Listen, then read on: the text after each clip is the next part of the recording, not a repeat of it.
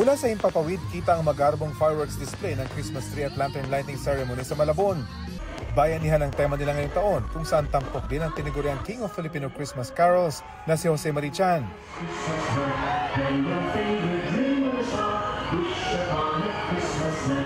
Nagpakitang gilas din ng iba't ibang cultural group sa lungsod at pinarangalan ang mga nanalo sa Paskong Malabueño Christmas Community Decorating Contest.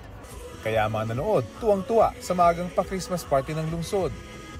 3, 2, 1! Sama-sama namang nagsaya mga taga Tabaco City sa Albay sa pagpapailaw sa out-of-this-world Christmas display sa kanilang lungsod.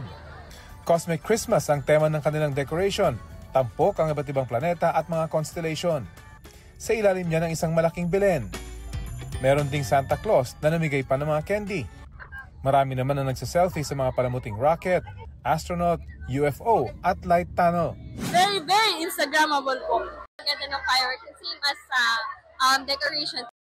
Tunnel of Lights din ang atraksyon sa tapat ng City Hall ng Balanga City sa Bataan. Nagliliwanag ang paligid sa dami ng pailaw. Meron ding malatranvia na pwedeng masakyan. Damang-dama na rin ang Pasko sa Christmas Village na ito sa Bagabag, Nueva Vizcaya. Meron pang kubo na may Belen, habang puno rin ng mga ilaw ang damuhan at fountain. Isang dosenang Christmas tree naman ang pinailawan sa Bulan, Sorsogon. Dinarayo yan ngayon sa makasaysayang Old Presidential Building. Maging sa Amerika, talagang Christmas is in the air na. Sa Washington, D.C., tampok ang isang dambuhalang Christmas tree na galing pa sa Alaska. Shining, shimmering, splendid naman ang record-breaking na Christmas decoration ng isang tahanan sa Germany. Mahigit 600 kasi ang nakadisplay nilang Christmas tree. Kumukuti-kutita pa ang 50,000 ilaw na nakapalibot dyan. Ang may-ari ng bahay, 6 na beses na ring na-break ang parehong record para sa pinakamaraming decorated Christmas tree sa isang lugar. Para sa GMA Integrated News, Rafi Tima ang inyong saksi.